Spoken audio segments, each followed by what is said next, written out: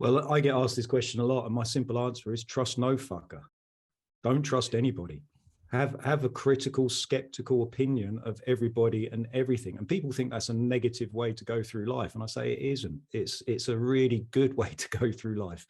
It doesn't mean you're a nihilist. It doesn't mean you start, refuting everything that everybody tells you. You're just skeptical. You're just going to hold that little bit of, thought to yourself and think, okay, they might be right. They might also be wrong as well. So you just don't take anybody's word at face value. And that goes for me as well. So when people say, oh, I like what Adam says because Adam speaks the truth, I'm like, no, I don't. I speak my interpretation of what I think is true. Yeah. So don't trust me. Don't think that what I'm saying is gospel and 100% correct. I've made fucking many mistakes throughout my career. And I've made many mistakes on social media in presenting information that I thought was true and correct. And then someone's pointed out and said, you've misinterpreted that. You've got the wrong end of the stick. And I've gone, oh, fuck, so I have. We spoke to a guy called... That's just what happens. We're human beings. Nobody is perfect. Nobody's 100% all the right all the time. So as I say, don't trust everybody. But it doesn't mean you have to be a nihilist. You're just going to be skeptical and critical. And it's a good trait to have because it just stops you falling down these rabbit holes and just going down these pathways where there's no coming back. Yeah.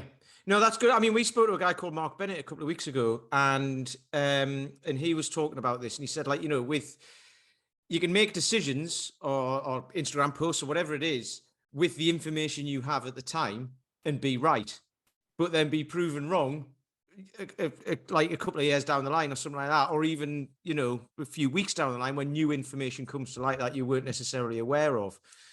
So I like what you just said there is you don't even have to listen to you because what you're saying at the time from your point of view is right to you, but it might not be to everybody. So isn't one of the markers of a successful individual in terms of whatever discipline is that they have a methodology for questioning and understanding a process of evaluating information. And in a way, knowledge is not that you are set in stone in like, this is fact, this is not. It's like the scientific method is really the key thing. It's like, okay, how am I evaluating this information? It's like, I mean, you'll know, Adam, like Google, you can find anything, and your Instagram picks up a lot of those kind of crazy things that will pop into people's feeds. And it's like, okay, all of this information is at the same place. It's at a touch of a button. But what is good information? What is not? Unless you can evaluate it, then you're going to be in a situation where you'll think everything is of the same value. So when you're teaching your students, are you teaching them how do you teach them? Is it like fact driven, or is it approach driven and awareness driven? I mean, how do you do it? So yeah, the way that I like to teach people to learn is to critically think, is to not just take facts and information and say just assume that is true and accurate, but actually armor them with the skills to be able to critically think and analyze the facts and the information they're getting, for them to be able to make that decision themselves. So rather than just listen to somebody say, this is true, that's wrong, that's bullshit, that's correct, actually to be able to get the information. And that's hard. The part of it is where to find it, where to get it, where to trust it from a reliable source, how to analyze it, how to realize whether there is good quality data there, whether there's good quality information, and how to work out whether there is a good effect, no effect, minimal effect with what we're doing. So yeah, I'm very much a keen believer of teaching people to think rather than just teaching people facts and information. Given there's so much information around at the moment, what do you think is the state of the industry across health and wellness? So, I mean, I know that physiotherapy and personal training and a lot of different wellness strategies can kind of intersect. But I mean, given that we're 30 years, 40 years deep into the health and fitness industry, where do you think it stands at the moment?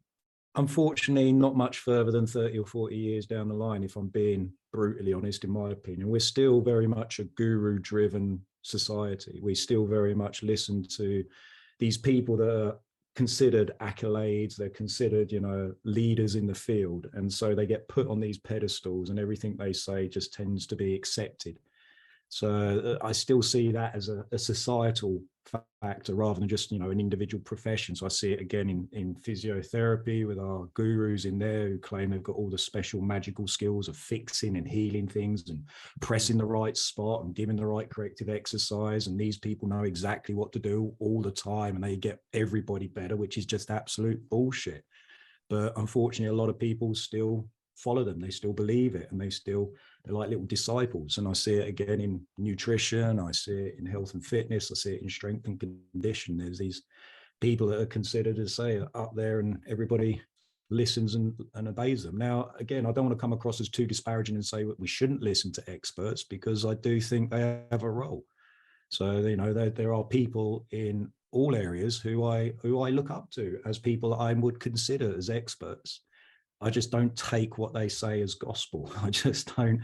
There's no sacred cows for me anymore. There used to be, but I think now that I've got a bit grayer, I've got a bit older, I've got a bit wiser, I've been round the bush too many times, I've been sucker punched too many times. I've just realized now there are no sacred cows, there are no gurus. There are people that I respect and considered experts, but I still sometimes don't agree with them, and I think that's perfectly fine to do, and it's good to do. I think disagreement drives progress.